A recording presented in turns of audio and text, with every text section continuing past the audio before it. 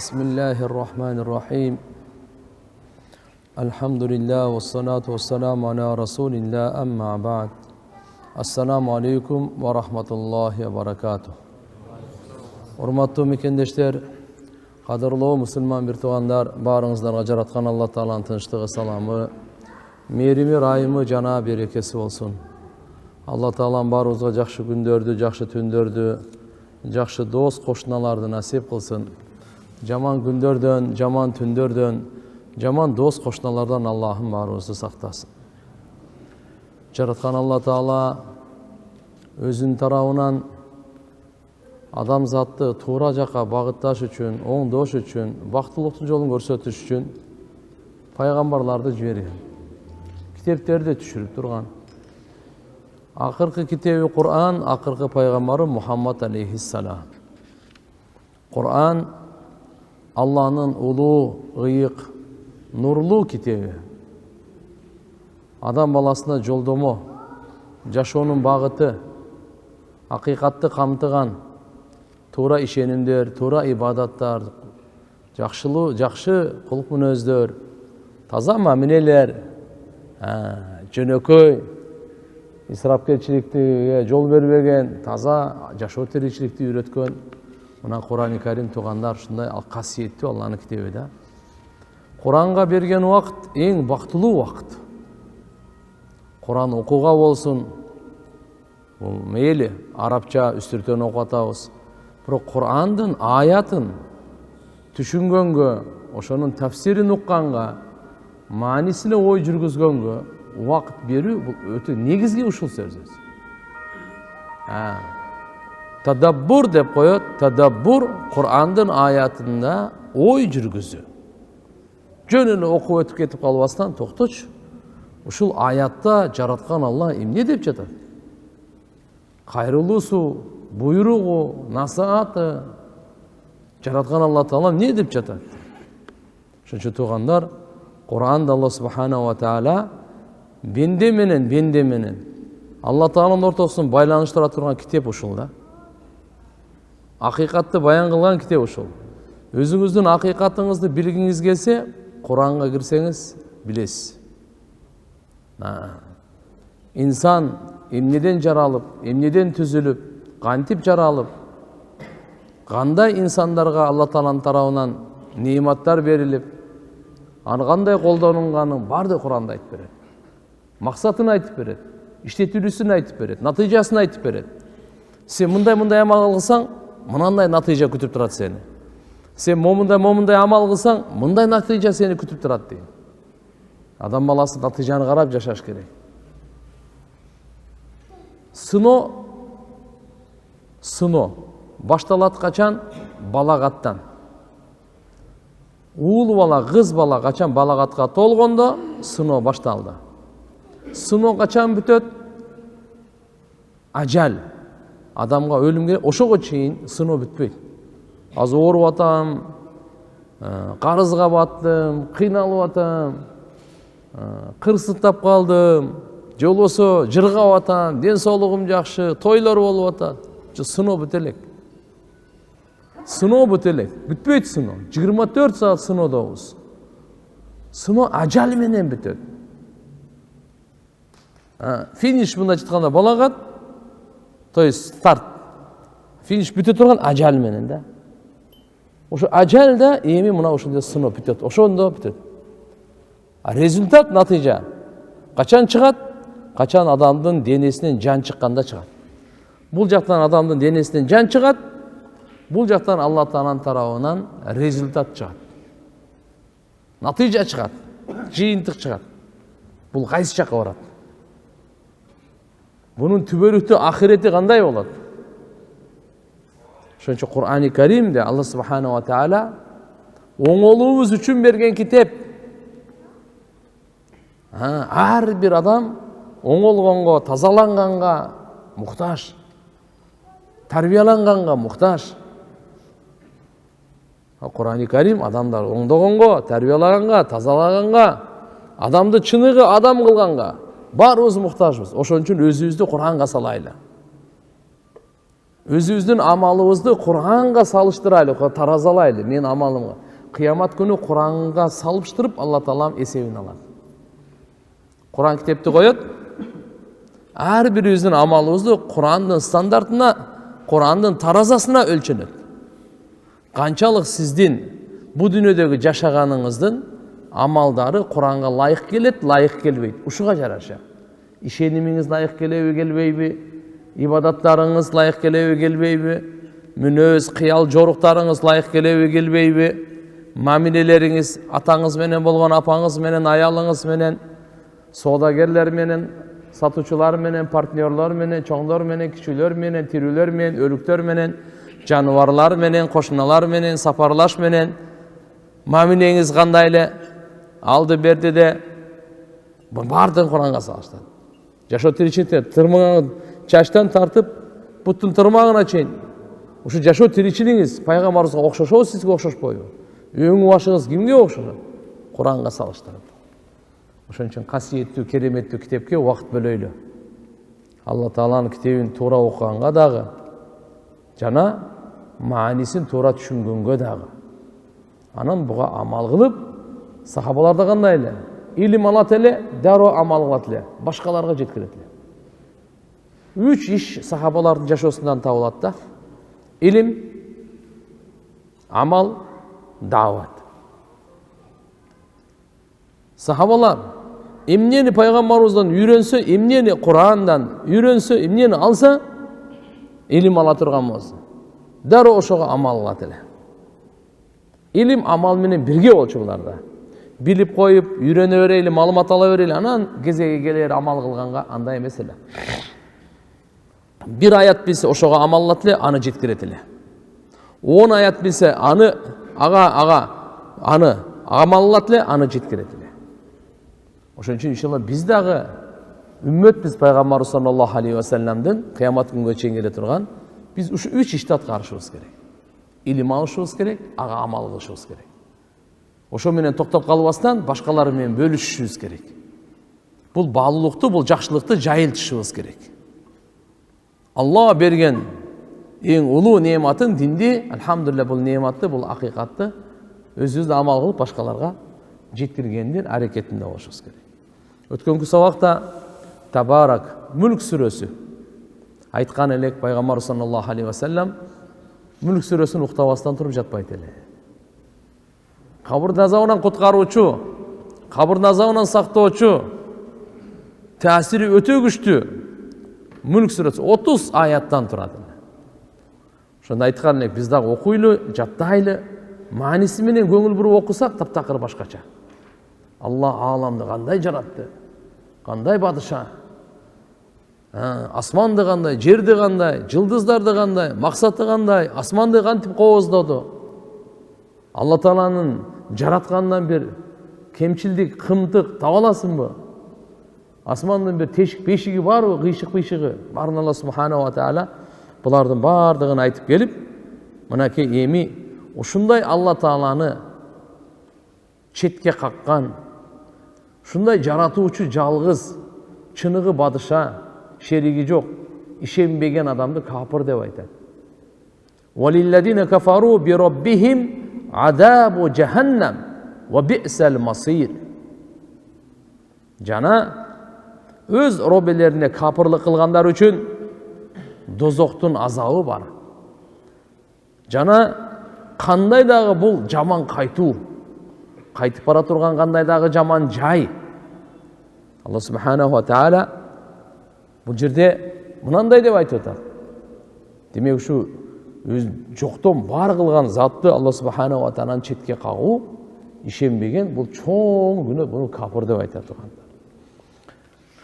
Капыр деген сөздүктөчү хуассатр вал тагтия. Капырлык деген сөздүктүн мааниси жаап коюу. Ушуну айтып коён. Шариятта капырлык деп не деп айтатса, имандын каршысында келет. Иман деген эмне? Пайгамбар Мухаммад алейхиссалам алып келгенди Алла Тааланын тарабынан зарыл нерселерин тастыктоо. Ошого тастыктабай, такзип, жалганга чыгарууну кафырлык деп коет. İman şeriatta oğunuz. Huve tasdikun nebi sallallahu aleyhi ve sellem fi kulli ma jaa bihi ve ulima mined din bid darura.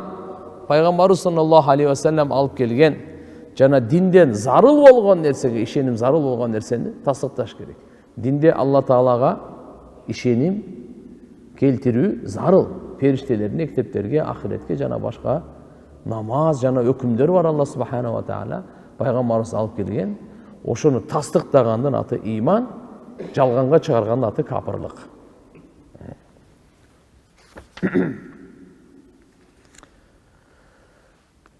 Kapırlıktın, kufurdun iki türü var. El-kufrul akbar ve huvel kufrul i'tikadi. El-muhric anil iman vel milla vel mucib lil hulud abadi fin nar. Kapırlık dep Kur'an'da da hadiste de şu söz gelet. Biri болот тугандар чоң капырлык. Ал деген этикаттагы капырлык айтылат, жүрөктөгү. Бул оңуз имандан, динден чыгарып берет. Жана түбөлүктү дозокто калтыра турган капырлык. Экинчиси шүгүрсүздүктү дагы капырлык деп коет, бул кичинекей. Бирок буну куфраны не'ма. Нематты четке кагуу. Бул дагы ал-куфрул асгар деп коет. Bunun hükümü günü cana çoğun günelere girer. İmam Bukhari rahmetullahi aleyh özünün kitabında Bab-ı Kufranil Aşir dep atayı uşunday bir bab tema koyganda kufrun duna kufrin dep aytkan, kıskası aytkanda bul kapırlıkta adam dinden çıkıp ketpeyt ko, bırak günökör bolot. Misali İbn Abbas radıyallahu anh'dan rivayet var. Peygamber sallallahu aleyhi ve sellem aytat Uritun nar فَاِذَا اَكْتَرُ اَهْلِهَا اَنْنِسَا يَكْفُرْنَا. Bana dozok görsetildi. Karasam köpçülük ayallar eken. Allar yakfurna, kapırlık kılışat. Kıyıl ayakfurna billah, Peygamberimiz ayttat da kafirlik kılışat de. Peygamberimizge soru verildi. Allar Allah Taala kapırlık kılışabı degende Peygamberimiz aytты. Yakfurnal aşir, yok güyölörüne dedi. Joldaşlarına. Mında çetkanda yakfurnal ihsan. Güyösünün kılgan жақшылығын четке қағат. Güyösünün bergen kılgan жақшылықтарын oşonun bardığın ne kılan? Четке қағат. Nimetine şükürsüz. Kılgan жақшылығına şükürsüz. Kılgan жақшы muamelesine şükürsüz. Oşunu kufranı nimet, kufranal aşir dep koyat tuğanlar güyösüne şükürsüzlüktü dağı kafirlik dep aytat. Бирок баягында динден чыгара турган капырлык эмес, туган бирок күнөөгө батыра турган капырлык болчу. Пайгамбар хадисте уланткан: "Лау ахсанта ила ихдахунна ад-dahr, summa ra'at minka shay'a, qalat ma ra'aytu minka khayran qattu." Эгерде сен бир өмүр ага жакшылык кылсаң, кийин сенден бирар нерсени көрүп калса, айтат экен да, мен сенин вообще жакшылык көргөн эмесмин дейт. Болсо өмүр бою жакшылык кылгансың дейт. Албетте, аял зат дегенде энелерибиз деле бар, эжелерибиз деле бар, кыздарыбыз, карындаштарыбыз, аялдарыбыз деле бар. Бирок Пайгамбар саллаллаху алейхи ва саллям айткан: "Я ма'шаран ниса, эй аялдардын жамааты. Тасаддақна, садака берип туруңларсыздар." Миражга барып Алла субханаху ва таала дозок бейишти көрсөткөндө көпчүлүгү аялдар экен деген. Көпчүлүк деп 51% айтат да. 49'u dozoktun 100%'ının 49'u erkek bolsa 51'i ayal eкен деген сөз да. Кыскасы 51'den көп да була. Кандай болгон чакта да ошондо анан Пайгамбар саллаллаху алейхи ва саллям ошол аял заттарга өзүнүн жубайлары, сахабалардын аялдарына бардыгына эй аялдардын жамааты ма'шаран ниса деп кайрылып атат. Садака берип тургула. Көпчүлүгүңөр тиякта экенсиңер. Не себептен деп сурашты. Не себептен деген сурашты. Анда айтты: "Ял'анна ва якфурна." Ушу экөө келет да. Силер көп каргайт экенсиңер деди. Не деди? Каргайт. Көп каргайт экенсиңер. Эки сөздүн бирөөсүндө эле тияктан сөзгө баягында связка словда жөн эле сөз сүйлөп барып тура карга берет. Жөн эле сөз сүйлөп тура карга берет. Экинчиси күйөөлөрүңөргө өтө шүгүрсүз экенсиңер. Бул кыйналып бечара канча терлеп, ушу колун мазол кылып тырманып, эптеп таап келип атса, сага берип атса, ошого рахмат айтпай, рахмат айтпай анан ушул аз же болбосо деп кыскасы кадырсыздык кылып коет экенсиңер дейт. Ошондуктан урматтуу аялдарга пайгамбарыбыз айткан болот туугандар. Демек ушул нерседен эки нерсе сактаныш керек экен. Кайсынысы? Наалат айтып каргагандан, экинчиси туугандар шүгүрсүздүктөн. Bunun оңой жолу наалат айтып каргагандан оңой кутула турган жол тилди карма. Тартыш керек. Куффа алейка хада. Пайгамбар саллаллаху алейхи ва саллям айткан Муаз разияллаху анхуга. Себептен Муаз разияллаху анху Пайгамбар саллаллаху алейхи ва саллямдан сураган эле. Ушундай амалды айтыңыз, я Расулалла, мени бейишке киргизе турган, дозоктон узак кыла турган. Өзү чыныгы Алла киргизет.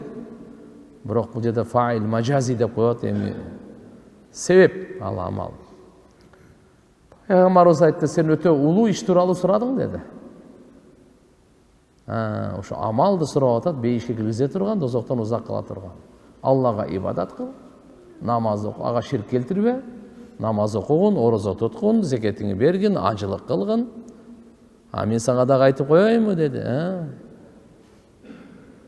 Иштин тамырын, негизин. Жана иштин төөнүн өркөчөрөт го, ошонун түбүн чокусун. Ар бир иштин негизи бул ислам деп узун хадисте келет. Ушулардын бардыгын Пайгамбар саллаллаху алейхи ва саллям айтып келгенден кийин акырында ушундай айткан эле. Ушулардын бардыгын колуңа алыш үчүн, бекем кылыш үчүн мен сага бир жакшылык айтайын, айтыңыз деди эле, тилди карма деген да.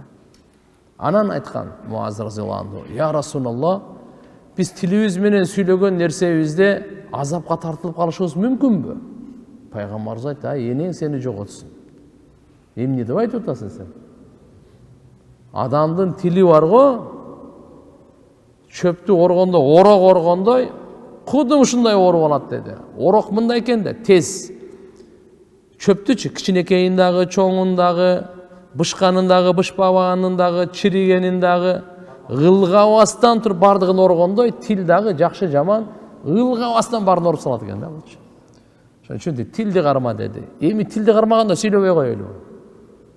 Анда Куранды ким окуйт? Анда зикир ким кылат? Анда даватты ким айтат? Анда сабакты ким айтат? Сүйлөбөй коебуз. Жок. Пайгамбарыбыздын башка хадисинде маалым болот. Ал кандай деген? Пайгамбарыбыз айткан мындай. Ким сүйлөсө, жакшы сөз сүйлөсүн. Болбосо үн чыкпасын деген да. Ошон үчүн тилди эгерде бир зикирге көндүрсөк, Куранга көндүрсөк, жакшы сөзгө көндүрсөк, чын сөз сүйлөгөнгө көндүрсөк, тилибизди зикирлерге көндүрсөк, Кудай кааласа каргаганга, сөккөнгө болбой эле калат, убакыт болбой эле калат. Болбоду дегенде толук жоюлуп кетпесе да азаят точно. Барып, алхамдулилlah, бунун тили туура иштетилип калат. Тилди туура иштетүү өтө чоң нерсе. Дүйнөдөгү бузукулуктун бардыгы, келишпестиктин бардыгы тилдин бузулган себебинен. Тил бузулса, эки адамдын ортосунда ол бир эки коомду бузуп салат, эки улут урууну, эки мамлекетти бузуп салат тил. Эгерде тил оңоло турган болсо турган, эки адамды дагы, эки элди дагы, эки улутту дагы, эки мамлекеттин дагы башын бириктире берет тил. Тил жөнөкөй нерсе эмес экен да бул. Ошон үчүн айтып коет, жирмуху сагир ва журмуху кабир. Көлөмү кичинекей эле го, бирок иши жаман чоң да тилдин иши. Өтө бунун кесепети чоң дейт. Көлөмү кичинекей эле, бирок кылган ишин кара, өтө чоң. Ошон үчүн туугандар, иншалла, мынакей айтып атат бул Пайгамбар саллаллаху алейхи ва саллям экинчи куфур, кичинекей куфур деп коет. Буну хукмуху хукмул мааси вал кабаир, чоң күнөөлөрдүн өкүмү, күнөөнүн өкүмү бул. Бул мисали якфурнал ашир, күйөөсүндө шүгүрсүздүк кылуу деди. Пайгамбар саллаллаху алейхи ва саллям бул хадисте эскертүү берип атат. Аялдарга, эркектерге эскертүү берилген. Мындай деп ойлоп калбасын, пайгамбарыбыз эркектерди тегеле койтур депчи, өтө катуу айткан. Алсаң аманат, үйлөнүп атканыңда билип кой. Бұл Алла Тағаланың аманатын алып атасың. Жөнінде сен аял алып атқан жерің жоқ. Алланың аманатын алып атасың. Қиянат қылма. Жооп бересің бұға. Бұны бағу. Сен қамсыздаған нені? Тамақ ашың, киім кешесің, тұрақ жайын. Сенің мойныңда. Қиямат күні сен жооп бересің. Ушу бұзылғанына дағы, оңолғанына дағы, диндарына дағы бардығына сен жооп бересің деп. Еркекке қату мойнында қойған. Бірақ аялдарға дағы не деді пайғамбарымыз ескертіп? Еми қолынан келген бечара әрекет қылып сені бағып атса, қадырлап қой. Шүгірсіздік қылба. Сенен ешбір жақсылық көріп едім деп тіліңен айтып бербе. Ушын айтып қойды, якфурна деп қояды ушын. Шүгірсіздік дегенler. Бұны чоң күнә қатар есептешкен алымдар. Чоң күнә кіргізген бұны. Чоң күнә кіргізген. Ошон үчүн Кур'анда айтат: "Валахунна мислу лази алейхинна бил ма'руф, ва лирrijali алейхинна даража, валлаху азизун хаким." Аялдарга дагы ошо алардын мойнунда кандай укуктар болсо, кудум ошондой эле жакшылык милдеттери бар, эркектерде дагы. Ибн Аббас разияллаху анхудан мындай деген сөз бар да. Ибн Аббас разияллаху анхума айтат: "Инни ла ухиббу ан атазайян лил мар'a кама ухиббу ан татазайян мар'a ли." Мен кандай жакшы көрөм дейт. Аялга бир чырайлуу кооз болуп көрүнгөнүмдө, ошондой эле аял дагы мага чырайлуу кооз болуп зыйнаттанганын аны да жакшы көрөм дейт. Буну карап туруңуз мындай деп. Бул жерде үй бүлөлүк маселени айтып атат да. Ошон үчүн иншалла күйөөсү аялына кооздонсун. Жасансын. Аялы болсо күйөөсүнө кооздонсун. Башка эркектерге эмес, башка аялдарга эмес. Бири-бирине шарият уруксат берди. Шариаттын чегинен чыкпай, машалла жасаңгыла. Бири-бириңерге жаккыла. Таза жагынан, жипаржыт жагынан, машалла жакшы маанай, жакшы жарык, машалла жүз жагынан. Алхамдулилля, бул динибиз. Муашара бул. Жашоо алхамдулилля. Буга улуу соо болот. Ошон үчүн мына жерде айтып аткан Алла Таала хадистерде демек аялдарга жакшылык кылууга осияттар келип атат, жакшы мамиле кылууга осияттар келип атат. Буну дагы ва анна залик минал иман, бул имандан.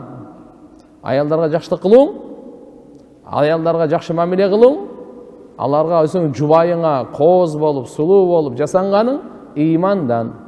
Аларга жакшылык кылганың имандан. Ла мин бабил имтина алейхинда.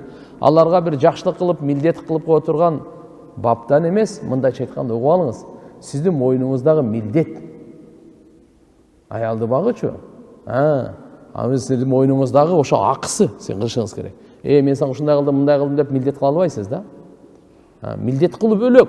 Мойнуңузда милдет, силердиңизге жоопкерчилик бул бөлөк. Сиздин мойнуңузда жоопкерчилик сиз аткарышыңыз керек. Кээ бирлер айтат го, мен аялымды багып атам, токто. Сен багып атам деп жөнө бир сырттагы бир жоопкерчиликсиз, сиздин жооптуңузда эмес да, ошондой адамга айтсаңыз мейли, ошондо да мен сени мындай багып атам. Жок, аялыңызга багуу сиз милдеттүүсүз, жоопкерсиз. Буну багып атам деп айтканга акыңыз жок. Багышыңыз керек да. Бул имандан. Абу Хурайра разияллаху анху айтат: "Акмалу муъминина иманан ахсанухум хулуқан ва хиярукум линисаихи." Момундардын арасында иманы толугураак кимдин кулк мүнөзү чырайлуу болсо, ошонун иманы толук. Жана силердин эң жакшыңар, мыктыңар аялдарына жакшыңар, мыктыңар деп атпайбы? Айша энебиз айтат, пайгамбар саллаллаху алейхи ва саллям айткан: "Инна мин акмали муъминина иманан ахсанухум хулуқан ва алтафум би ахлихи." Момундардын иман жагынан толугурагы алардын кулк мүнөзү чырайлуурагы жана үй бүлө бала чакасына боорукерлиги. Мындайча айтканда туугандар, кулк мүнөз да чырайлуу болсун, үй бүлө бала чакага боорукер болсун. Ташбоор болбосун да. Ташбоор болбосун. Пайгамбар бир хадисте өзү айткан: "Хойрукум ли ахлихи ва ана хойрукум ли ахли." Силердин эң мыкты жакшыңар аялдарыңарга жакшыңар. Мен дейт, ана хойрукум ли ахли. Аллаху акбар, мен үй бүлө бала чакама эң жакшымын дейт. Силер үчүн да үлгү катары айтайын. Бул жерде кем Куранга келе турган болсок, "Валилладина кафару би роббихим адабу жаханнам." Жана өз робу жаратуучуларын, жаратуучу бадыша, рызқы берүүчү, бардык маани өзүнө камтыйт. Ошого капырлык кылгандарга не деди? Адабу жаханнам. Дозоктун азабы бар. Дозоктун азабы бар. Бул жерде валилладина кафару би роббихим деп өз робуларын капырлык кылган дегени, кээ бирлер Алла Тааланын бар экенине ишенбейт. Кээ бирлер бар экенине ишенсе, бирок жалгыз экенине ишенбейт. Кээ бирлер Алла Тааланын кандайдыр бир сыпаттарын четке кагат. Кээ бирлер Алла Таала иман келтиргиле деп буйрук берген, ошолорду четке кагат. Тагдырга иман келтиргиле деди. Периштелерге иман келтиргиле, мен түшүргөн китептерге иман келтиргиле, мен жиберген пайгамбарларга иман келтиргиле деп ушуларды кагуу дагы капырлык болуп калат. Алла Тааланы четке кагуу ушу менен эле токтобойт. Бирок Алла Таалага ишенем дейт, жалгыз дейт, бирок Алланын пайгамбары Мухаммадка ишенбейм. Мусулманбы? Жок. Алла Тааланы түшүргөн китеп, Куранга ишенбейм. Мусулманбы? Жок. Мен бир жалгыз Кудайга ишенем деп, бирок Куранга ишенбей койбосо, адам капыр болуп калат. Буну дагы жакшы түшүнүш керек да. Демек, Алла Таалага ишенүү жана Алла буйруган нерсеге да ишенейли. Аны да четке кагуу бардык ушуга кирет капырлыгга. Ошондойлорго эмне бар дейт? Дозоктун азабы бар. Дозоктун азабы бар дейт.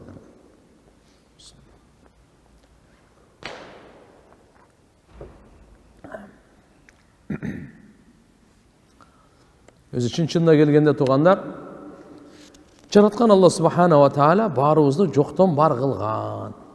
Кантип сизди бар кылганга ишенбейсиз? Сизде акылыңызга, оюңузга мындай кыял келиши мүмкүн да. Өзүмдөн өзүм эле жаралсам керек депчи. Сиз жок элеңиз, жокту ким бар кыла алат? Жокту жок өзү бар кыла албайт. Жакшы түшүнүңүз. Сиз жоксуз. Мойнуңа алып атасыз да, мен жок элем, туура деп. Канчанчы бир жыл мен жок элем деп. Жоктучу, мындай жокту жок бар кыла албайт эч качан. Бир бар зат ошону бар кылат да. Айтышыңыз мүмкүн ата-энем да мени. Токтоп туруңуз, анда ата-энеңизди ким? Суроо токтобойт, кете берет. Анын ата-энесин ким? Анын ата-энесин ким деп күтөт. Биринчи адам атабызга токтойбуз. Адам атаны жокту өзүн өзү бар кылдыбы? Эч ким өзүн бар кыла албайт. Эч ким өзүнө өзү жашоо бере албайт. Жашоо берилет. Жашоо берилет. Алланын тарабынан бизге берилип атат. Ошон үчүн буга четке какпай, буга ишенейли. Алла айтат: "Кайфа такфуруна биллахи ва кунтум амвата." Силер Алла Таала жаратуучуну кантип четке кагасыңар? Силер өлүк эмес белеңер. Өлүк дегениңер силердин жаныңар жок эле го. Силер таптакыр жок элеңер бу дүйнөдө. Фа ахьякум, силерге Алла жашоо берди. Сумма юмитукум, андан кийин силерге өлүм берет. Сумма юхикум, кайра силерге жашоо берет. Сумма илайхи туржаун, жана ага баарыңар кайтып барасыңар. Мына кандай деп аталасы? Бизде жок элек, жоктон бар болдук. Алла Таала маз бар жашоо берип атат. Bundan keyin ölüm berет, ага деле ишенебиз. 100 жылдан кийин беребиз, 150 жылдан кийин, 10 жылдан кийин, 20 канча жыл болсо дагы Алла Таала муну өзү чечет, берет өлүмдү баары. Андан кийин ошол ойдон токтоп калбайт. Сумма юмитукумдан кийин. Сумма юхикум. Аллаху акбар. Андан кийин Алла кайра тирилтет, кайрадан жашоо берет. Тирилгениңерден кийин сумма илайхи туржаун, Аллага кайтып барасыңар дагы отчет бериш үчүн. Эсеп китеп бериш үчүн. Бу дүйнөдөгү келип кеткениңердин, кылган амалдарыңардын бардыгын жообун бериш үчүн барасыңар. Алла айтат: "Ам хулику мин гайри шей, ам хумул халикун." Не адамдар эч бир жаратуучусуз эле өздөрү эле жаралып калдыбы? Же булар өздөрү жаратуучубу дейт. Алланын суроосун көрдүңүзбү? Андай эмес. Бизди башка бирөө жараткан эмес. Биз жаратуучу эмеспиз, жаратуучу Алла. Qur'onda hal ata alal insan hinu min ad-dahr lam yakun shay'an madhkura. Qur'onni qarаңыз, эмне деп атат Алла Таала? Inna khalaqnal insana min nutfatin amshajin nabtalihi faja'alnahu sami'an basira. Qur'онду угайлы, маанисине көңүл бурайлы. Айтат: инсанга доорлордон ушундай бир доор өткөн, İnsan eski alına turgan nerse emes ele. İnsan biri mындай эстей турган, ушунун аты ушундай. Мисалы 50 жылында жакыныраак болуп калат, арабызда андан чоңдор, улуулар эле болушу мүмкүн. 80 жыл деп коеюн, 70 жыл биз жок элек. Бизде эч ким эстебейт эле. Биздин атыбыз жок эле, улутубуз жок эле, уруубуз жок эле, өңүбүз жок эле. Эч нерсебиз жок эле, жаныбыз жок эле. Макулбу? Өзүбүз жок болгондон кийин биздин байлыгыбыз каяктан бар эле? Биздин байлыгыбыз, үйүбүз, жерибиз, атыбыз, эчтекебиз жок эле да. Биз өзүбүз вообще эле жок эле. Алла Таала айтып атпайбы? Сен жок элең деп. Эске алына турган нерсе эмес элең деп. Мынакей, мынаны карап туруңуз, шай'ан мадкура дегенче, эске алына турган нерсе дейт да. Орусча айтат мындай. Не дейт? Он был вещим невспоминаемым. Ушундай нерсе эле инсан эч ким эстебеген. Биз ушундай нерсе элек бир убакта бирөө дагы биз тууралуу билбейт эле да. 70 жыл мурда биз тууралуу билбейт эле. Азыр эми билдим, сиз ам интернетке чыгып бардыгына билинип алдыңыз. Мен бармын, мен дагы билип койгула, мен келгенмин дүйнөгө. Мен дагы жашап атам, силер катары мынакей сүйлөй алам, уга алам, иштерди кыла алам. Жакшы дагы, жаман дагы сүйлөй алам деп азыр иншалла өзүбүздү тааныттык да азырчы. Досторго тааныттык, классташтарга, курсташтарга тааныттык. Мен бармын деп, мына менин паспортум деп, чет мамлекеттерге чыгып, границаны бардыгын таанытып атабыз. Бирок Алла айтып атат, туура азыркы мейли. Бирок сен алданба, кичине аркага жылсаң акыйкат түшүнөсүң дейт.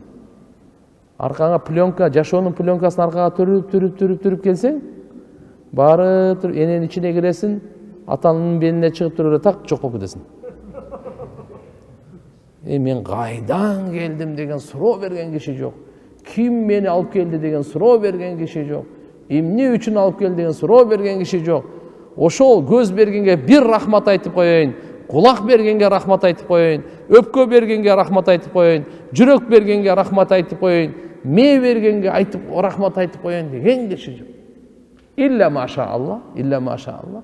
Бир кээ-бирлери, конечно, алхамдулилля буну билет, буну туюнат, буну тааныйт, буну сезет, буга шүгүр кылат, бул акыйкатты билет. Аллага шүгүр, көзгө көрүнбөйт. Көзгө көрүнбөгөн көп нерселер бар да. Жаныбызда канча периште отурат билесизби азыр? Көзгө көрүнбөй эле турат го. Канча периштелер бар? Биздин баарыбыздын жаныбыз бар. Ушул жерде бирөөбүздүн жаныбыз чыгып кетсин, көзгө көрүнбөй эле турат, анын жанын эч ким көрө албайт. Акылды эч ким көрө албайт. Толтура нерселер бар. Өтө баалуу нерселер өзү көзгө көрүнбөйт. Баасы жок нерсе көрүнөт да өзүнө.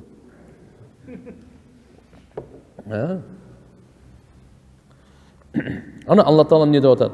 Инна халакнал инсана мин нутфатин амшажин. Куранга көңүл бурайлы. Кошмо суудан жараттык инсанды дейт. Атанын эненин кошмо суусунан жараттык инсанды дейт.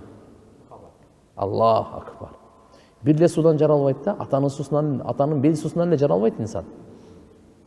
Ошон үчүн кээде энеге окшоп калат. Пайгамбарыбыз айтканда саллаллаху алейхи ва саллям. Кошмо суу кандай дейт? Карасаң, кээде бала энеге окшойт, атага эмес. Бул каяктан келип калат? Атанын, эненин экөөнүн тең суусуна аралашма суу. Амшач деген ошол кошулманы айтат. Аралашманы. Не дейт? Набталихи. Биз о жаратканыбыздын максаты биз аны сынайбыз. Фажалнаху самиан басиро. Угуучу кылып койдук, көрүүчү кылып койдук. Болосо ушу бир тамчы суу эле, азыр уга турган жаны бар, ушундай жандык кылдык да буну. Уга турган кулагы бар, көрө турган көзү бар, машалла. Вот эчтекеси жок эле бунунчу. Эчтекеси өзүнүкү эмес. Бардыгы берилген Алланын тарабынан. Эми ушундай Алла Тааланын четке какканга анан эмне болуш керек анан? Торт бериш керекпи? Жок, тозоктун азабы. Ушуну тааныбаса, жаратуучусун тааныбаганга өзү ол достойный да тозокко чалчы. Ушундай жаратуучуну тааныбаганга ошо Алла Таала айтат: "Валилладина кафару би роббихим адабу джаханнам."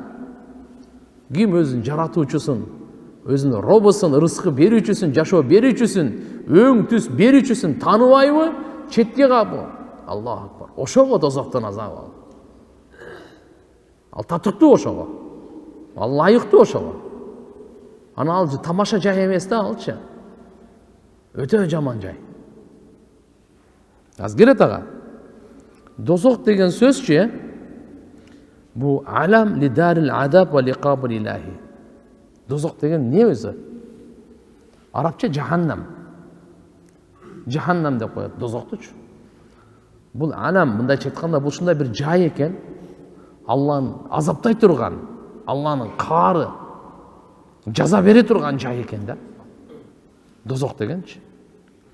Кандай сөздөн алынган? Мындай сөздөн алынган. Ракия жаханнам иза канат баидатал қар. Жаханнам деген сөзче ал терең кудукты айтат экен да. Дозок аябай терең да. Чуңкур дейсиң. Ой чуңкур дозокчу. Мынакей мен силерге айтып берейин.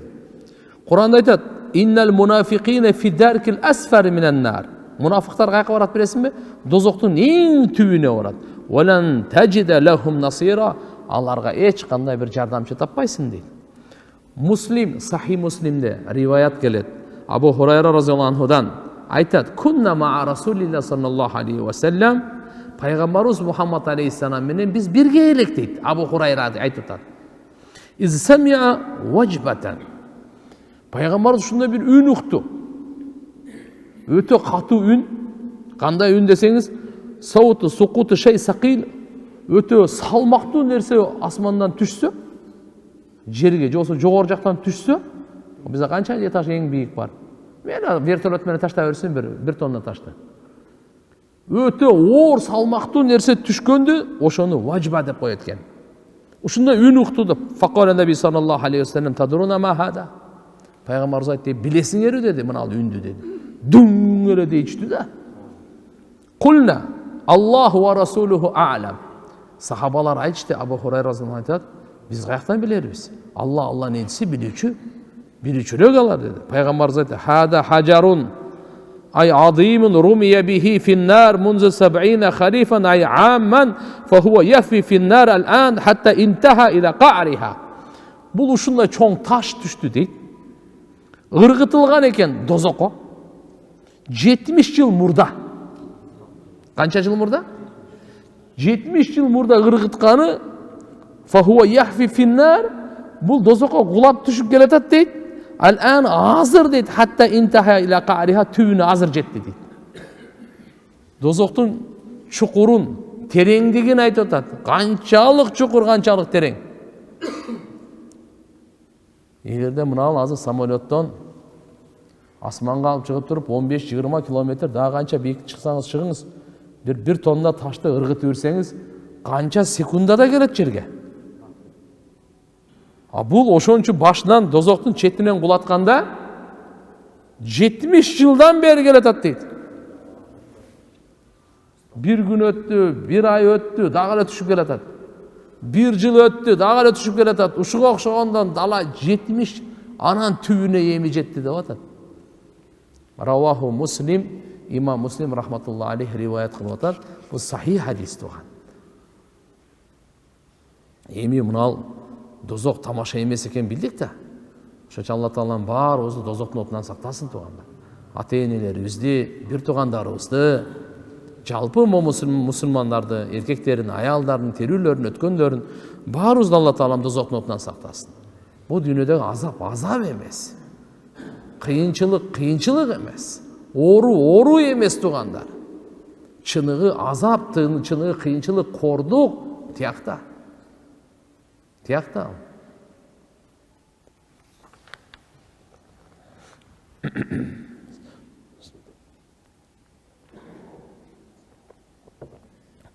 Адабу жаханнам, дозоктун азабы жөнөкөй эмес экен да тугандар. Буларга дозоктогу азап түрлүү. Хамим деп кайнак суу. Башынан куйганда, ласуб аля руусихим, баштарына куйулат дейт. Башына ол кайнак суучу, биздеги эң кайнак суу кандай? Мүмкүн бир терини эме алып кетет да, шылып кетет. Эти калат да, сөөгү калат да. Жок, бул эрите берет. Бұл қайнақ су ерітіп, бұл жағынан шығарып береді дейді. Қадамына чейін шығарып салады бұл. Бірақ кейін бұл капыр қайра қандай болса, ошондай қайра денесі жаңыланат, қайра азап беріледі. Қайра жаңыланат, қайра азап беріледі. Бұл туғандар тамаша емес. Пайғамбар саллаллаху алейхи вассалам хадисінде айтқан, бұл мынау сіздер көріп атқан адам баласы от жағып атпайбы? Абу Хурайра разияллаху анху риwayat бар, пайғамбар айтады, нарукум хадихи, бұл сілердің отыңар бар ғой азырқычы. Көмір, жығач, көң, дағы нелер бар, лава, газ, ушылардың бардығы. Ма юқиду ибн адам баласы жаққан нәрселерчі. Жүзун вахид мин саб'ина жүзан мин нари жаханнам. Бұл дозоқтың отының 70-нің бірі. 70 бөліктің бірі. Сахабалар айтышты, валлахи иннаха ла кафия. Ушу делеме дүниенің деле оты жетішті өзі. Бұл қандай? Әр бірінің ысықтығы 70. Әр бірінің ысықтығы ұшындай да. Бұны ұстаздарымыз мындай деп түсіндіреді. Хафиз Мунзири мындай деп түсіндірген. Иннаха фуддилат алейха би 69 жүзан куллухунна мисла харриха. Дозоқ жақсы түсініп алыңыз. Отты толық мұздатқан. Бұл жаққа шығарып тұрып, дағы толық мұздатқан. Дағы шығарып толық мұздатқан. Ушинтип 69 жолы мұздатылғаннан кейін 70-ші мына біздің дүниеде откен да. Тияқтағы ең башы алғандай болды екен ал. Әр бірінің ысықтығы ұшы дүниенің отындай дейді. Әр бірінің ысықтығы. Бұл жөнлі қиял, же тамаша емес. Құранда айтып қойған Алла субханаху ва тағала, бұл ақиқат. Ақиқат. Иннаху ла қаулун фасл ва ма хуа бил хазл. Бұл әзіл емес, бұл тамаша емес. Вала таттахиду аятиллахи хузуа. Сілер Алла Тағаланың аяттарын шылдың қылып алып ағыла. Деп не күліп, ұшындай ген, серьезно сен қадам ташта. Ваман астақу мин Аллахи қила. Алла Тағаладан дағы чыншыл бар ғой. Алла айтып отқаннан кейін. Ва бил хаққи анзалнаху ва бил хаққи назал. Алла субхана ва тағала ақиқат менен түшірген. Жабраил періште ақиқат менен мұны алып келген. Бұл тамаша емес бұл. Бұл тамаша емес бұл.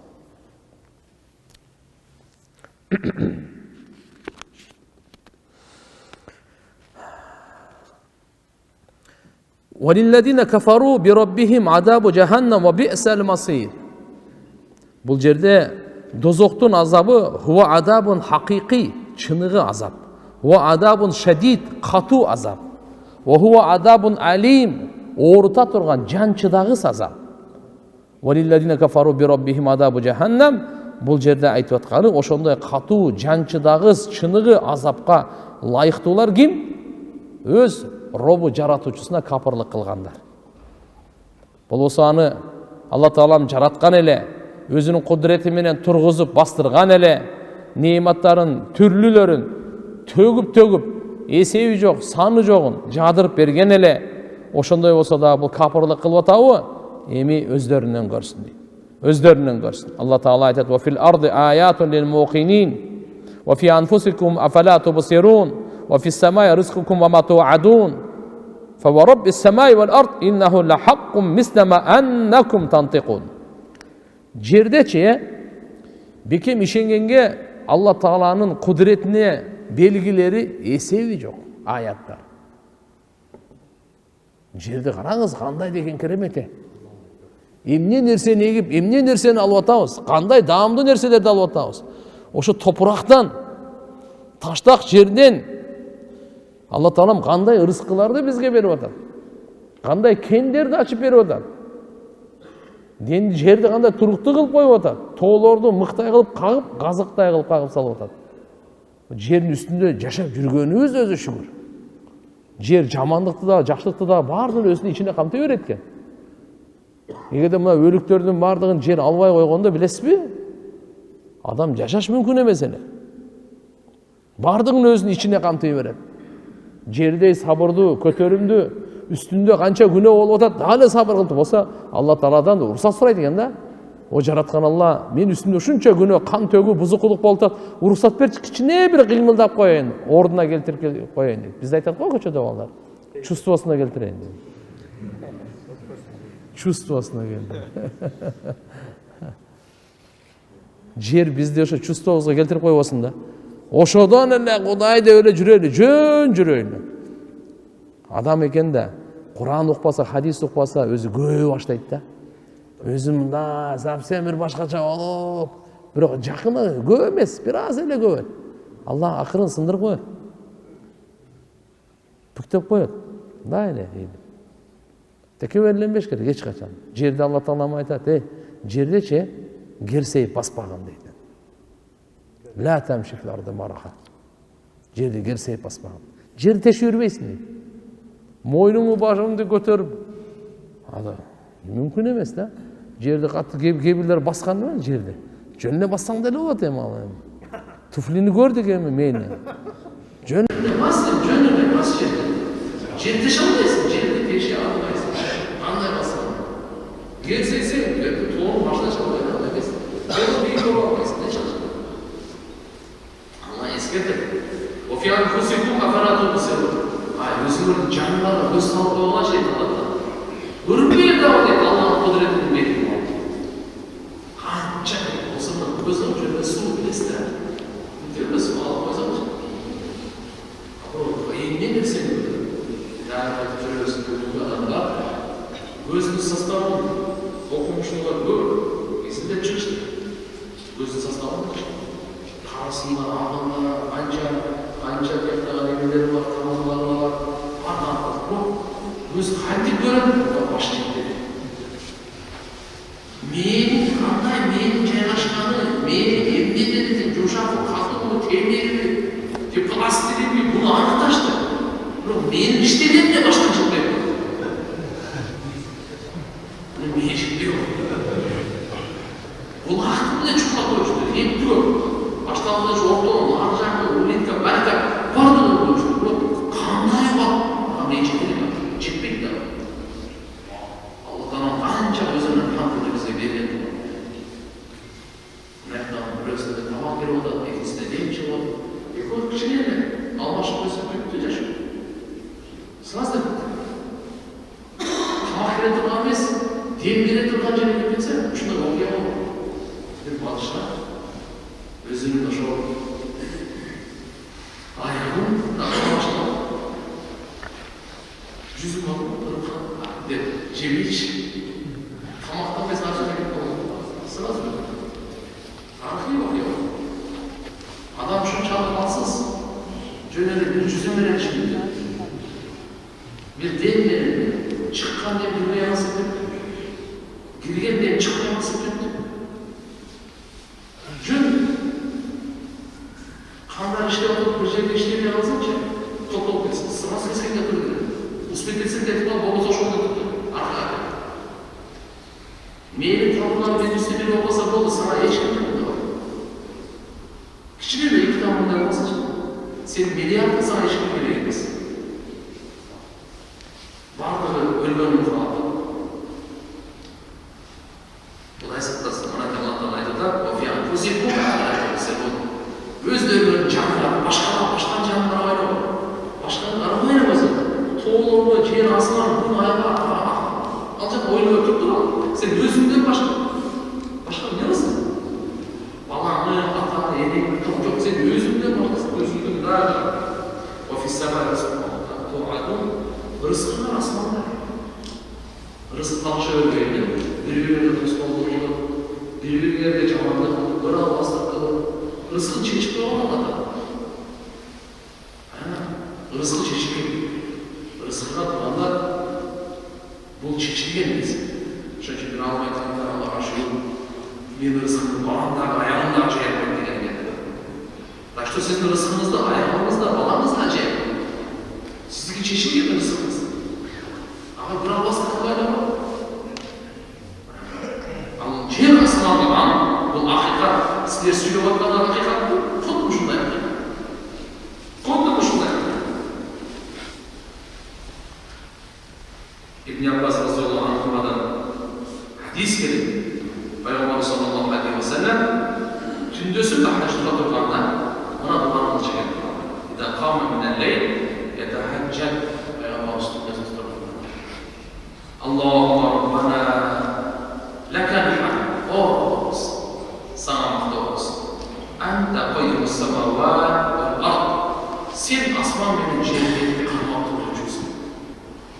Asmanlı da, cennet de özünün boş oğlundan çıkarmaya kalmak durlar Allah'tan. Özünün trajektoriyası bilen cümlesi ortada. Kayyimus semavat ve men fihinne cennet asmanda kimde olsa kuşadı kalmak. Samana kuşadı özünde kalmak. Olsa kıtrak şamanları olsa bize böyle oğlundan çıkarmak olsa. Asmanda kaçadı şöyle. Ciğerden kaçadı şöyle. وَلَكَ الْحَمْدَ أَنْتَ نُورُ السَّمَاوَاتِ وَالْأَرْضِ وَمَا فِيهِنَّ sana vakti olsun. Ciğer asmanında Cenab-ı Allah vaktasından bağlı nuruz. Nurluğa çok nur verdik. وَلَكَ الْحَمْدَ أَنْتَ مَالِكُ السَّمَاوَاتِ وَالْأَرْضِ وَمَا فِيهِنَّ sana vakti olsun Allah. Sen ciğer asmanından Cenab-ı Allah'ın ortasında bağlı bahşası sensin. Senin oğlunda, senin kapsanda وَلَكَ الْحَمْدَ أَنْتَ الْحَقِّ sana vakti olsun sen cındıksın. Hakikatsın. O vaadu hak, senin vaadan hakikat. Ve liqa'u hak, sana coluğu hakikat. Allah'a coluğu ne gel? Sana canavu, cevbayı, kaçasın mı, kaçmayısın mı, her coluğusun. Allah tanrı cevabı uçur, ve coluğu hakikat bunu var. Şunu Allah'ın anı coluğu var. Ve liqa'u hak, قول حق senin sözün hakikat ve cennetu hak ve naru hak ve nebiyyü hak ve Muhammed sallallahu aleyhi ve sellem hak ve saati hak. Münafık beşte hakikat, rozuklar hakikat, peygamberler hakikat, Muhammed aleyhisselam hakikat ve saati hak, kıyamet hakikat. Peygamber tahajjud dedi. Çünkü Allah Teala gayret dedi. Çünkü Allah'a mahva dedi. Çünkü Allah Teala cüzdene dedi. Peygamber sallallahu aleyhi ve sellem bize sabah Allahümme leke eslam. Ya Allah, ben sana doyunsam. Tolu özünde tuşur. Ve bike a'antu sana iman edin. Ve aleyke tevakkal sana tevakkal edin. Ve ileyke anam sana ya Allah ayrıldım. Sana buldum. Ve bike khasamtu. Ya Allah, sen beni Rabbim seni gidiyor mu? Kim benimle tartışsan da seni gidiyor mu? Ve ileyke hakamtu ya Rabbim sana hüküm çağırma sana bırakma. Fakfir lima qaddam ve ma akhartu. Şundan ya Allah benim bu keyinki baktığını geçirdim. Ve ma asartu ve ma a'lam. Ya Allah kebirleri, şaşırım kebirleri, aşkeri, arda bağını geçirdim. Ve ma ente a'lam bihi minni. Sana ya Allah ben bilgiyenler sevdiğim bunları var. Ben bunu da esetlemeye cümlüyorum. Sen bilücüsün benden de. Şunlara geçirdim. Ente mukaddim ve ente muahim. La ilahe illa ente. Sen Allah'a kılıcı Allah'a çözümsün. Senin başka sığınağında layıklısan çok tek Peygamber sallallahu aleyhi ve sellem çok manayı. Demek ahracı bu sitte Allah'a sihayı sitte Bukhari Müslim Tirmizi Allah'a tekrar kılanlar Cenab-ı Allah subhanahu wa ta'ala. Andan bir kere İzâ ulku fîhâ semi'û lâhâ şehîqâ ve hiye tafûr. Kaçan Allah ırgıtılığında fîhâ uşak uzakoç semi'û uşak edilinin lâhâ uzaktun kıykır ökülügünün şehîqâ ve işi kıykırlanı ökülü demizde tutulatın dedi. Demde alıp anama yönetim mesela Kudumuşunda kıykır ökülügün vahiye tafûr kaynakta kalmak dedi. Tuzokçu. Tuzok da uçunda tuzoktun yönü uçunda kıykır ökül bakırlıklar olmadı gene tuzoka çıkın. Cenab-ı bu kurak kaynaktı. Eğer o kazanda o çapında kaynaklı o uçunda kurak vahiye tafûr dedi. Demek Mâncede idâ ulku deyip çadırılığında yani turyaku fi cehennem kam yudrah hatab fi nârin azîm. Çoğu ot koç ve отunu таштаганда кафырларды ушундай тозоктун чоң отуна таштайт элестетиңиз. Ошол үчүн анакей булар кат экен. Самиула алейт анын үнүнө окшатайсыз тозок. Шахир деп азырындай эфир өкүнгөнү. Esma'una laha tagayyudan wa dhafira. Azırında ün çıkar bayraklarını uşuna. Tekâdu tamayyazu minel gayb kullama ulqiya fiha fawjun sa'alahum khazanatuha alam ya'tikum nadir qalu bala qad ja'ana nadir fakadzabna wa qulna ma nazzala Allahu min shay in antum illa fi dhalalin kabir. Yin tekâdu tamayyazu minel gayb açısından gönlüm canlıma az kaldı. Şunday açılan adam açılan dedi görüyorsun. Uzak da açılan. Adam açılan o yerde çıktı da biz canlayın. Mancılar şunday dedi. Takâdı denen çakır. Tamam yazılı gönlüm canlı dedi. Emniyeden inan oy açılan. Açısından gönlüm canlıma az kaldı. Kullama ulqiya fiha harajan kapılardan bir toptur yıkılganda şol dedi. Ulqiya fiha fawjun sa'alahu khazanatuha tozokun sakçıları Allah'tan soruştu. Ne dedi? Adam ya etikum nadir eskilerge eskilerge çünkü demez mi bayram? Tozokun sakçıları tozokun tutuşturanlardan soradı. Sizlerge eskiler gücü Allah'ın azabını korkutkan günülerde taşlar var degen bir filmde girgen göz. Peygamber girgen mi? Nadir eski gücü girgen demez mi sizlerge? Girgen demez mi? Degen soran örgenme. Kalu bana. Çok rakası girgen olmuş. Niçin çok? Tura. Kadı ca'ana nadir. Eski hakikatta eski gücü girgen. Fakat damla Rabbi canlığa çarpar efendimizden. Peygamber gelse bilelim. Canlığa çarpar. Dozақ бар, бейіш бар деп, әр нәрсені айта бермей. Көріп келдің бе деп. Азыдар үшін адамдар бару жоқ бұл. Жалғанға шығарғанбыз дейді. Құдым ошондай пайғамбарларды дағы жалғанға шығарған. Факаддабна ва қулна мындай деп айтқанбыз дейді. Дозоқлар сөйлеп атат бұл. Дозоқлардың сөзін Алла Таала бізге ушундай табир хикаятан айтып беріп атат. Ма наззаналлаху мин шей. Алла еш нәрсе түшірген емес.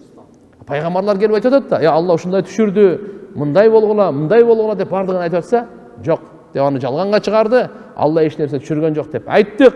Ин антум илля фи далалин кабир. Жана силер өтө чоң адашуудасыңар деп сөйлөшкөн да бул. Ла илаха иллаллах. Алла Таала бар дозоктон сактасын тугандар. Тамаша эмес. Аллах насалука жанна ва науду бика минан нар. Пайғамбар саллаллаху алейхи ва саллям айтқан, намаз оқығанда салам бергенге чейін 4 нәрседен пана тілегіле деген. Қанша нәрседен? Аллахумма инни ауду бика мин адаби жаханнам, ва мин адабил қабр, ва мин фитнатил махья вал мамат, ва мин шарри фитнатил масихи даджал. Я Аллах, қабырдың азабынан сақта, дозоқтың отынан сақта, өлім жашоонун фитнасынан сақта, жана жаман даджалдын фитнасынан сақта. 4 нәрсени деп пана тілегенден кейін анан салам бергиле. Ассаламу алейкум, салам алейкум. Біз пайғамбарымызға салават айтамыз ғой, ат-тахият оқып салават айтқаннан кейін дуалар бар салам бергенге чейин дагычы. Эгерде фарыз оқысаңыз, мейлі, анда дагы ошо дуа бар, кыскара оқып салам беребиз. Адамдар аркада көп күтүп калып неме болбосун. Бирок сүннөт окуп атканыңарда, же болбосо нафил окуп атканыңыздарда ошол жерде мүмкүн болушунча мына пайгамбарыбыздын айткан осияттарын, буйруктарын, сүннөттөрүн амал кылганга биз аракет кылайлы. Абу Бакр Сиддик разияллаху анху пайгамбарыбыз саллаллаху алейхи ва салламдан сураган. Я Расулулла, сиз бизге саламды үйрөттүңүз. Ассаламу алейка аюхан наби ва рахматуллахи ва баракату айтып атпайбызбы? Бизге салаватты үйрөттүңүз. Аллахумма салли ала Мухаммад ва ала али Мухаммад кама саллайта ала Ибрахим ва ала али Ибрахим иннака хамидун маджид деп. Салам, салаватты үйткөндөн кийин эми дуа кылышыбыз керек. Анан салам беребиз. Кайсы дуаны кылайлы дегенде пайгамбарыбыз Абу Бакр Сиддик разияллаху анхуга Аллахумма инни занамту нафси зулман кафира ва ла ягфиру зунуба илля анта faghfirli maghfiratan min indik warhamni innaka antal g'afurur rahim. Shu duoni o'qi deb payg'ambar sollallohu alayhi vasallam Abu Bakr Siddiq roziyallohu anhuga ta'lim berib o'tadi. Ya Allah, men namoz o'qiyli o'zimning jonimga o'ta cho'ng zulmlik qildim deydi. Allohumma inni zalamtu nafsi zulman katira. O'ta ko'p zulmlik qildim o'z jonimga. Faghfirli maghfiratan min indik. O'zingning oldingdagi mag'firat, kechirimlilik meni kechirgin. Allohumma inni zalamtu nafsi zulman katira va la yaghfiru dhunuba illa anta. Va la yaghfiru dhunuba illa anta. Ya Allah, sendan boshqa gunohlarni hech kim kechira olmaydi degan duo. Warhamni innaka antal g'afurur rahim. Allah rahim qilmanga, sendan boshqa hech kim rahimdi yo'q. Sen rahimdo'sun degan shuni subhanalloh Abu Bakr Siddiq roziyallohu anhuning payg'ambarimiz shunday duoni uyretdi-da. Bo'lsa payg'ambarlardan keyin kelgan eng birinchi ummatdan daraja Abu Bakr Siddiq roziyallohu anhu. Abu Bakr Siddiq roziyallohu anhuning iymoni tarozaning bir tashina qo'yib, butkul ummatning iymoni tarozaning bir tashina qo'ysangiz, Abu Bakr Siddiq roziyallohu anhu iymoni bosib qo'yotganda. O'shunchalik iymonda payg'ambarimiz birinchi xalifasi, islomga keyingi dag'i do'sti, payg'ambarimizning qaynotasi, ömrün ayağına çey mal canını ayavay sarptagan. Allahu akbar. Uşuğa namaz okup bittim ya Rasulullah. Emi qanday dua kılayın desen, dep sorasa Peygamberimiz aytadi, ya Allah, mınday dep Allah'a gayrıl deydi. Men öz canıma köp zulümdük kıldım de.